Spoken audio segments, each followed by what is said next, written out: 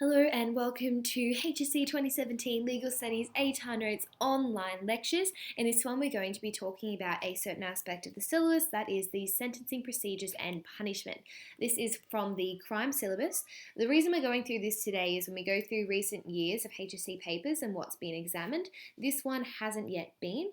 During the trial lectures, a lot of students came up to me saying that their teachers were wanting them to do practice essays on this particular dot point. And there's also just been a lot of questions about it on the forums as well. So I thought we'll go with sentencing procedures and punishment.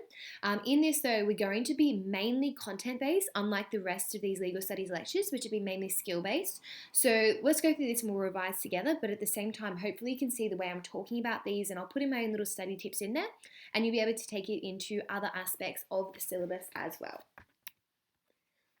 Alright, to start off with, statutory and judicial guidelines. Up the top of the screen there you can see that I've put the most important legislation that you will need when it comes to this section of the syllabus. Make sure you definitely jot that down and really try to commit this one to memory. The purpose of this act is to set out the purpose of a sentence and also the types of penalties.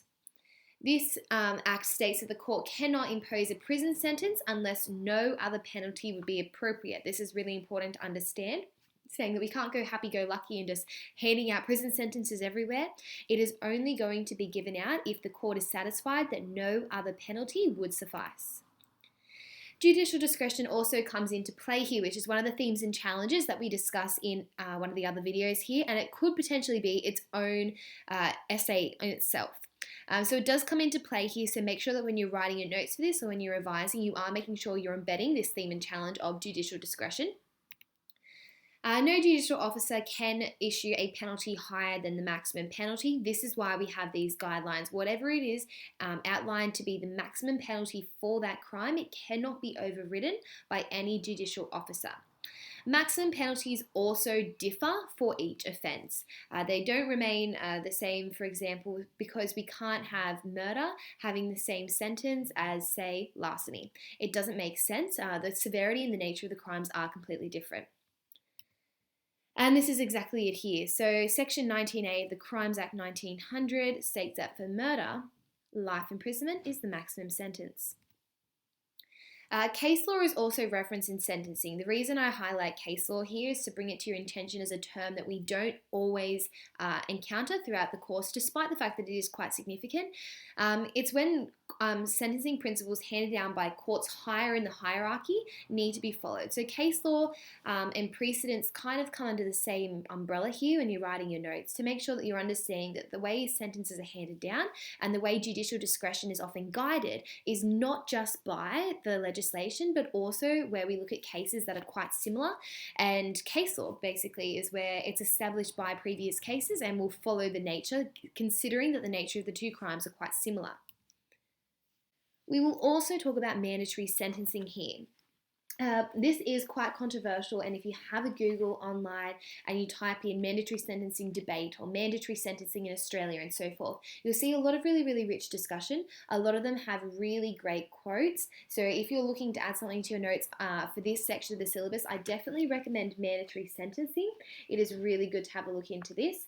The definition of it is on the screen there for you. I'm just going to talk over this. It is controversial for a whole bunch of reasons, but mainly because it removes judicial discretion almost completely in the fact that we can't consider all the aggravating and mitigating factors of the crime once the offender has been found guilty, and instead that we need to look specifically at exactly what the legislation requires to be the sentence. For example, with mandatory sentencing, the murder of a police officer in New South Wales, there's a mandatory sentence for life imprisonment. If you have a copy of the legal studies notes that ATAR Notes publishes, I've written a whole case space here, including the actus reus and context of the crime, the mens rea, the factors that led to criminal behaviour, a whole bunch of different legislation cited in the court decision as well, on the case of R.V. Jacobs, number 9, 2013. So that's an excellent case to look into for mandatory sentencing in New South Wales. So I put that there as well.